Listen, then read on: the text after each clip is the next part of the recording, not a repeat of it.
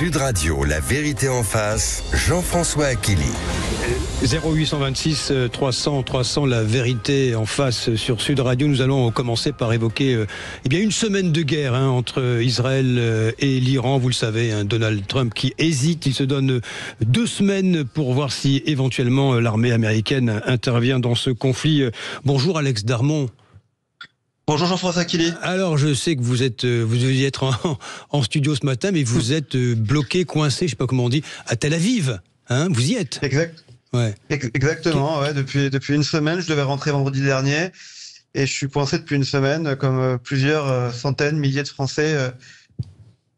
Parce qu'il n'y a pas de vol disponible. Alors, si, à Tel Aviv en Israël. Oui, il n'y a pas de vol disponible, Alex, c'est ça en fait? Non, aucun vol disponible puisque l'aéroport Ben Gurion est fermé et que les autorités françaises ont tardé à donner des conseils et des indications pour les Français afin de sortir du pays. Et donc on est effectivement coincé et livré à nous-mêmes si on veut quitter le pays. Voilà. Bien sûr. La liaison est difficile, mais on vous entend bien pour l'instant, Alex Darmon. Quel est le climat, si je puis dire, le ressenti quand on est sur place à Tel Aviv? Franchement, je vais être honnête avec vous. Le peuple israélien est un peuple ultra résilient qui a l'habitude de vivre dans ces conditions et donc le climat sur place, bien évidemment, c'est un climat de guerre, faut pas mentir quand on en parle, mais après derrière c'est un climat habituel pour les Israéliens et vous vous habituez vous-même très vite à ces alertes et à ces sonneries en pleine nuit qui vous demandent d'aller vous abriter dans ce qu'ils appellent les mamad, qui sont les chambres fortes dans les appartements ou dans les abris communs en dessous des immeubles. Voilà. Et la vie continue, pour être tout à fait transparent avec vous. Oui. La vie doit continuer, c'est leur état d'esprit et quand vous êtes avec eux et dans leur pays, la vie continue avec eux. Eric Tegner vient de nous rejoindre en studio. Bonjour Eric. Bonjour Jean-François, bonjour Alex. Nous sommes avec Alex Darmon qui est en direct de Tel Aviv. Dites-nous Alex, qu'est-ce qu'ils disent les habitants de Tel Aviv, parce que il y a des opposants à Bibi Netanyahou, mais il y a aussi des partisans. Il faut aller au bout de cette guerre. Qu'est-ce qui se dit au fond? Là, objectivement, très sincèrement, ils sont tous derrière cette guerre. Oui. Et tous derrière cette décision politique qui a été prise par Benjamin Netanyahou. On a l'impression, en tout cas, quand on parle avec eux et quand on discute avec eux, que ça fait longtemps qu'ils voulaient que cette décision intervienne. Donc, ils veulent aller au bout. Ils sont prêts à se lever, à pas dormir la nuit, parce que c'est ce qui se passe. Ils ne dorment pas la nuit. Ils envoient leurs enfants sur le terrain pour certains. À rajouter une guerre dans les 7 fronts qui sont déjà ouverts, parce que pour eux, l'Iran est responsable de la situation aujourd'hui. Donc oui, très objectivement et pour eux en tout cas, très objectivement et très très ouvertement possible, ils veulent aller au bout de cette guerre. Aller au bout de cette guerre. Alex Darmon, je rappelle que vous êtes journaliste politique de la chaîne YouTube Les Indécis. C'est ce regard-là qui m'intéresse ce matin, qui nous intéresse. L'approche française vue de Tel Aviv, quel regard portent les Israéliens sur, on va dire, les appels d'Emmanuel Macron à une sorte de négociation, d'un cessez-le-feu? Très honnêtement, comme les Français, ils comprennent rien. Ils comprennent pas en fait la position d'Emmanuel Macron sur ce conflit qui fait un pas en avant, 2 pas en arrière, puis encore un pas en avant. Mais vous savez, les Israéliens globalement, ils attendent pas beaucoup que ce soit de la politique française. C'est en parlant avec eux que je vous dis ça. Moi, je suis français, donc bien sûr. Je vous donne mon ressenti en ayant échangé avec eux. Ils attendent pas beaucoup de la politique française. Ils attendent pas beaucoup de la politique étrangère en règle générale. Ils attendent. Alex Darmon qui vient de couper, enfin la communication a coupé, c'est pas facile. Voilà, vous avez entendu Alex Darmon, on a bien compris ce qu'Alex a développé. Il y a un regard très, on va dire, très critique à l'égard, bonjour Eric Tegner et bienvenue, de la politique d'Emmanuel Macron à l'égard d'Israël. Oui, c'est certain, parce que c'est incompréhensible. Déjà, nous les Français, on a du mal à comprendre ce que veut Emmanuel Macron. Du côté des Israéliens, c'est certain. Moi, ce qui est très intéressant dans ce qu'a dit Alex, c'est le fait que, alors que que la société israélienne quand même est très multiple en termes politiques, a été très critique ces derniers mois à l'égard de Benjamin Netanyahou. Cette fois-ci, ils sont complètement derrière lui. C'est même pas derrière Netanyahou qui sont, c'est derrière cette décision.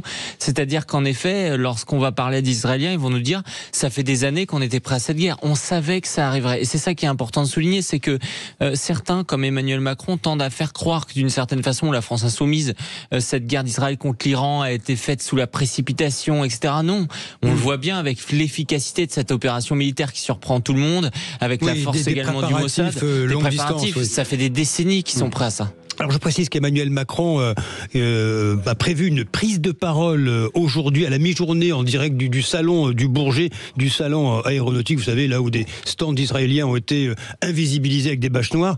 Va-t-il évoquer le conflit? Sans doute oui, l'initiative européenne qu'il souhaite lancer pour aboutir à un cessez-le-feu. Là-dessus, Mehdi Raïch, vous y voyez une forme de contradiction. Souvenons-nous la première allocution du président Emmanuel Macron où il disait soutien à Israël, ils peuvent faire appel à nous, et puis soudain, très vite, on passe à il faut arrêter d'aller frapper en Iran, il faut un cessez-le-feu. Oui, mais ça c'est la politique façon Emmanuel Macron. Je pense qu'il n'a plus, je ne vais pas parler de légitimité, mais c'est quelqu'un qui n'est plus entendu en France. On peut le voir sur le cas de la diplomatie avec Jean-Noël Barrot et Boualem Sansal. Jean-Noël Barrot est carrément allé en Algérie, on n'a eu aucune nouvelle de Boualem Sansal, on n'a jamais fait pression. Sur le cas israélien, c'est sensiblement la même chose. Il s'est fait retoquer par Donald Trump lui-même sur le cas israélien. Je ne vois pas en fait ce qu'apporte de plus Emmanuel Macron aujourd'hui.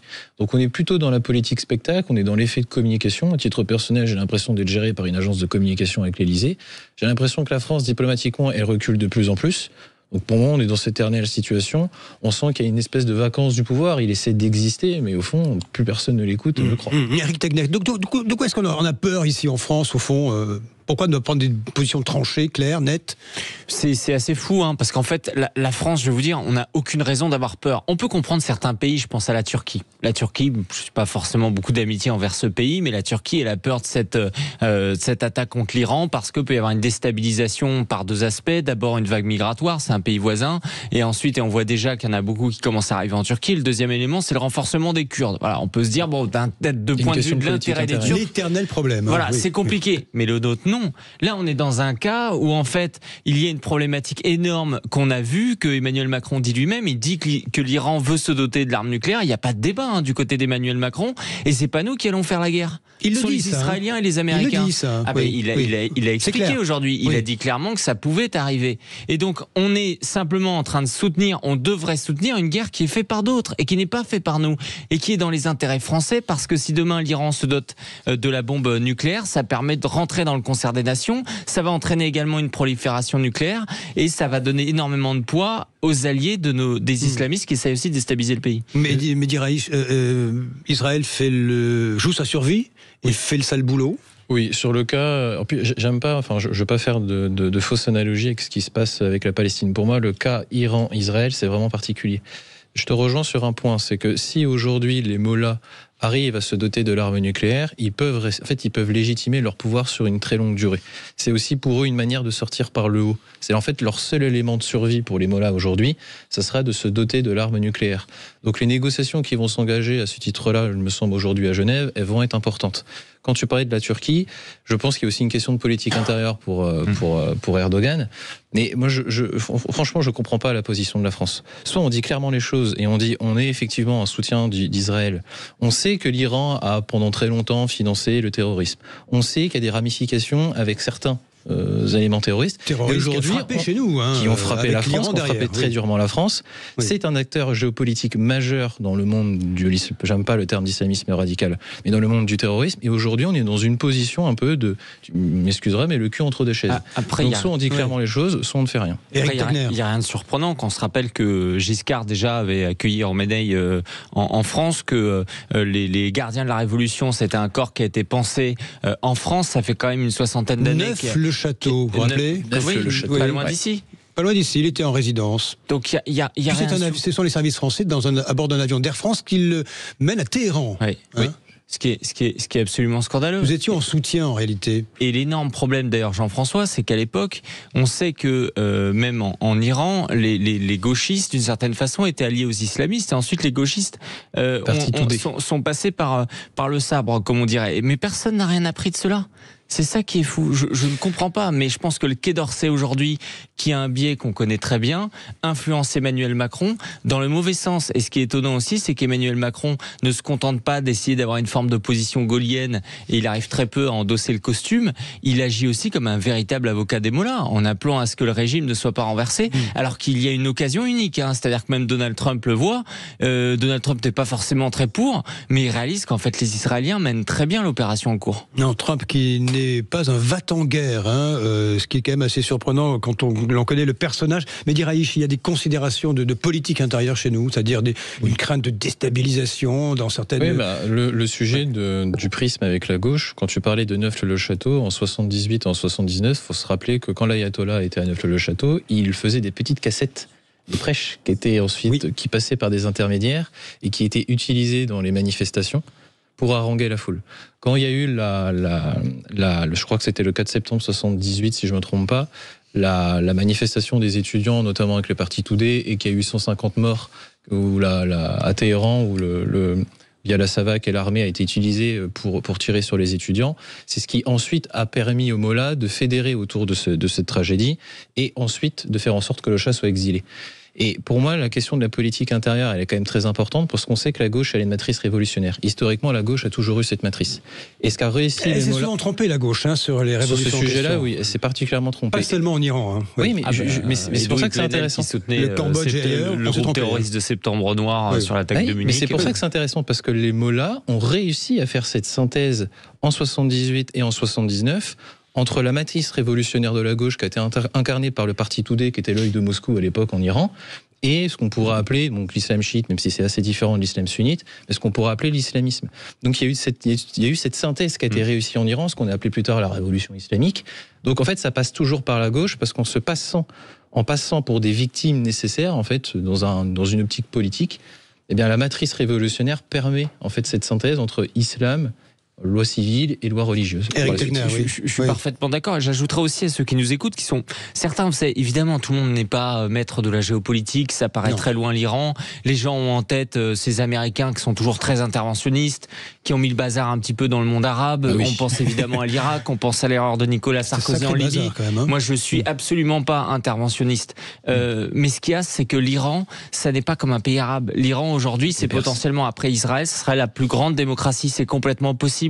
C'est là où il y a le plus de scientifiques, il y a une classe moyenne qui est établie. Si d'ailleurs les services israéliens sont aussi forts là-bas, c'est que d'abord ils recrutent des locaux, parce que énormément aujourd'hui sont contre le régime des mollahs. On peut estimer que 25% soutiennent les mollahs, parce que beaucoup en vivent. En espérant qu'ils soient prêts à prendre la relève, que ça ne finisse pas comme en Irak. Bien sûr, mais c'est le premier point qui est important. Et en Irak, on s'attaquait à un gouvernement laïque, alors que là on s'attaque à un gouvernement islamiste. C'est quand même différent. Et le deuxième point, c'est qu'on ne parle pas d'envoi de troupes au sol. On n'est pas en train de parler d'envoyer 300 000 soldats américains, ça n'a rien à voir. Allez, dans un instant, le Conseil constitutionnel, c'est tout à fait autre chose, qui retoque en grande partie la loi Attal sur la justice des mineurs. La vérité en face, toujours 0826 300 300.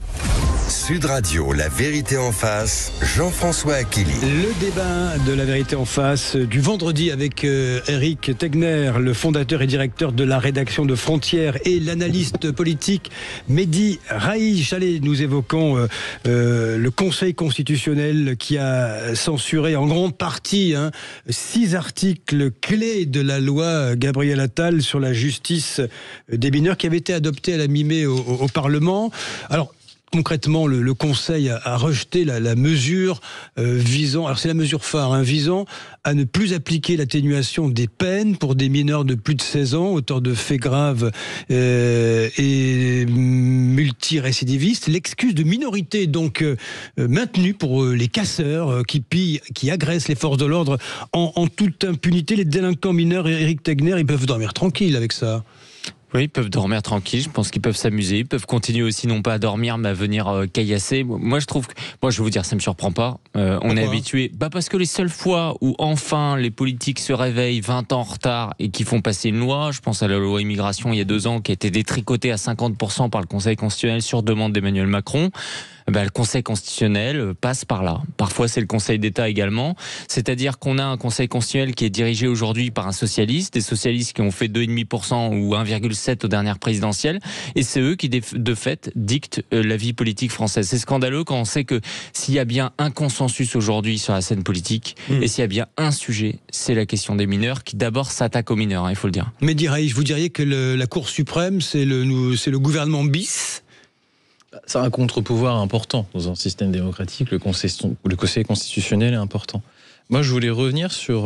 il y a quand même un petit point qui m'intéresse, c'est que je veux pas que la justice se substitue au délabrement de l'État. C'est-à-dire que en retoquant ce que le Conseil constitutionnel a fait, j'ai l'impression qu'on ne met pas en avant toutes les carences qu'a pu avoir l'État. On a parlé la semaine dernière, d'ailleurs, dans le même débat sur Nogent, du recul de l'école, de la violence qui augmente à l'école, du manque d'autorité parentale. Oui. Et en fait, la justice n'est pas là pour pallier à tout ça. C'est-à-dire qu'on a déjà 20 ou 30 ans de retard à tous les niveaux, toutes les politiques éducatives, tout a échoué. On a vu un total... Même si l'ordonnance de 45 elle date un peu, même oui, là-dessus je suis d'accord. Mais en fait, la justice peut pas être le pansement sur une jambe de bois. Donc en fait, il faut aller beaucoup plus loin à ce niveau. Moi je suis d'accord, parce que j'ai pas la même vision. C'est-à-dire que pour moi, on doit pas mettre des gens en prison simplement dans une mesure éducative. C'est-à-dire qu'il y a 3 fonctions aujourd'hui dans la justice. En règle générale, on ne retient que cette partie éducative. Oui. Moi, honnêtement, sur certaines personnes, j'en ai rien à faire. C'est-à-dire qu'à un moment, d'abord, l'objectif, c'est de mettre des gens en prison aussi pour certains, parce qu'ils sont dangereux. Moi, je me souviens quand même de l'année dernière, de ce jeune de 14 ans qui a été assassiné à coups de machette par 2 jeunes en raison de la césure. Voilà, c'est-à-dire par une loi qui a été votée par Nicole Belloubet. Et ça, c'est absolument scandaleux. Et c'est d'abord ça, c'est-à-dire que, encore une fois, rappelons-le, aujourd'hui, les premières victimes des mineurs et des adolescents, ce sont des adolescents, eux. On peut en citer énormément, que ce soit à Châteauroux avec le jeune Matisse, que ce soit toute cette année, on est à peu près sur une 40aine de mineurs qui sont assassinés chaque année. Mais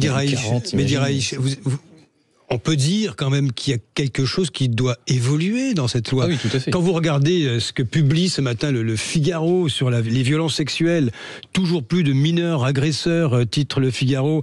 Première victime, les enfants et adolescents représentent aussi un tiers des auteurs d'infractions. On est chez des mineurs. Cette violence-là, elle a explosé quand même. Non, mais elle a totalement explosé. En fait, le constat, la loi n'est plus adaptée. Ni droite ni gauche ne peut le contester. Ça oui, je suis d'accord. Moi, ce que je voulais dire, c'est que ça ne peut pas être que ça. Le fait, la justice ne peut pas se substituer à tout ça. C'est-à-dire que il faut aller plus loin dans la loi. Je pense qu'il y a une révision à faire à ce niveau-là. Je pense aussi que la manière dont Gabriel Attal a amené le sujet était plus opportuniste qu'autre chose dans sa manière de présenter la chose. Je pense que sa proposition de loi était peut-être mal écrite. C'est aussi pour ça que le Conseil constitutionnel a retoqué dessus. Mais je suis intimement convaincu que la totalité du spectre politique français ne fait pas ce constat. Éric Taguer. Alors, moi, je pense que le problème, c'est un peu comme si on avait un immeuble, vous savez, et les fondations, elles sont sur du sable et c'est foireux. Et en même temps, oui, effectivement, quand on a fait les murs et la toiture, c'était pas non plus dingue. Et on se dit, mais faut pas se contenter de faire les fondations, faut aussi rénover la toiture et les murs. En fait, on pourra mettre tout l'argent qu'on veut dans la toiture et les murs, si les fondations, elles sont pas faites, ça ira pas.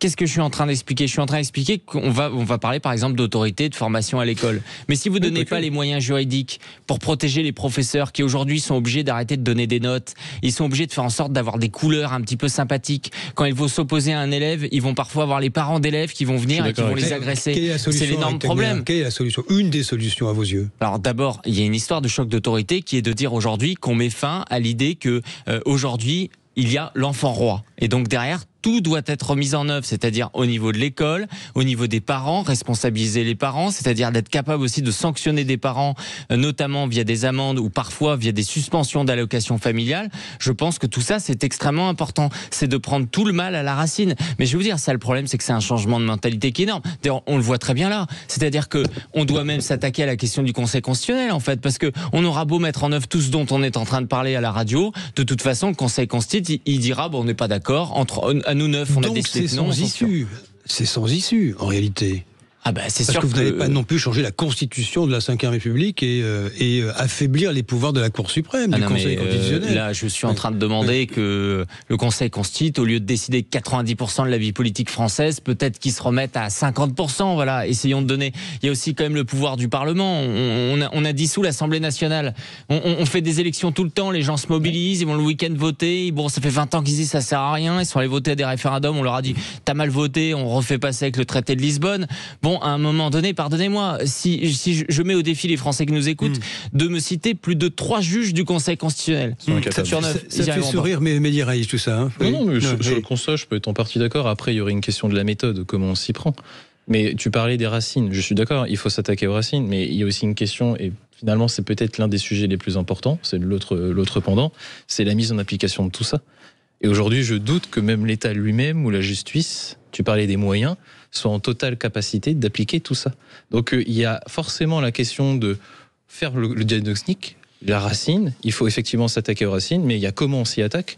Et sur la mise en application de lois ou de procédures qui peuvent être mises en place, là j'ai des doutes. Éric Tegner, nous en sommes toujours là en 2025. On avait dit 2017, c'était un vote sanction, etc. Emmanuel Macron arrive au pouvoir pour faire de la politique autrement. C'était un peu l'idée à l'époque. Oui. De façon disruptive, n'est-ce pas ? Et nous sommes des années plus tard, quasiment 2 quinquennats, on en est toujours là. Ah bah oui, on a un homme, Emmanuel Macron, qui n'a jamais voulu parler de sécurité et qui, dans son discours il y a 6 mois, me dit à tout le monde, j'ai mis la sécurité partout. Alors que Gérald Darmanin parlait qu'il n'y avait plus de safe place aujourd'hui en France. Et on est en train de nous dire que ça sera Édouard Philippe en 2027 qui va sauver la situation alors qu'il a été 2 ans Premier ministre. Parce que la vérité, c'est que oui, moi je crois absolument pas que demain, si un ministre fait une proposition de loi, ça va changer le pays. Je pense que ce qui va compter, c'est un choc au niveau d'une élection présidentielle avec un programme global sur tous les sujets européens, les sujets constituent, tous ces éléments-là. C'est fondamental en fait. Ça va paraître radical, ça va paraître révolutionnaire, mais on ne peut passer que par là. Sinon, ça va être démesuré. Mehdi Raïch, quelques secondes de consensus sur ce qui vient d'être dit. Oui, sur ça, oui, je suis plutôt d'accord. Ça montre aussi le manque de culture démocratique. Au final, il n'y a plus véritablement de débat sur ce sujet.